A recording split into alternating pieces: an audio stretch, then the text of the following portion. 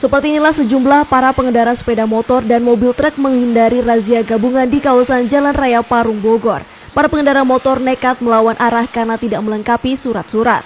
Menurut Kanit Lantas Polsek Kemang, kegiatan operasi terpadu kendaraan bermotor yang dilakukan oleh unit Lantas jajaran Polsek Zona 6, wilayah Bogor Utara bersama Dinas Pendapatan Daerah Provinsi Jawa Barat bertujuan untuk memberikan penindakan kepada masyarakat untuk lebih tertib berlalu lintas.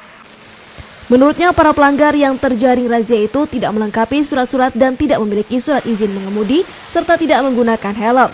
Sementara para pengendara yang melanggar langsung diberikan sanksi tilang di tempat dan diurus surat kendaraan bagi yang belum membayar pajak.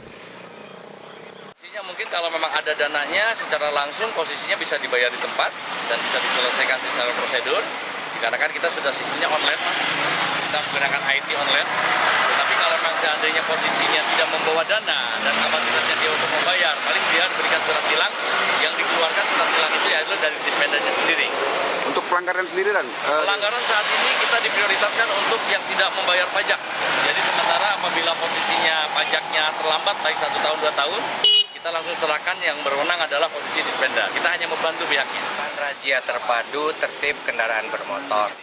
Yang intinya kita menjaring wajib pajak atau pemilik kendaraan yang belum melakukan pembayaran pajak. Dihimbau supaya langsung membayar pajak di tempat karena kita menyediakan fasilitas mobil samsat keliling. Tidak hanya itu, pihaknya juga menghimbau kepada masyarakat bagi yang memiliki kendaraan motor dan roda 4 untuk segera membayar wajib pajak. Karena pihak Dispenda Provinsi Jawa Barat telah memfasilitasi kendaraan samsat keliling. Dari Kemang, Kabupaten Bogor, Suhanda Abrizi melaporkan untuk Demika.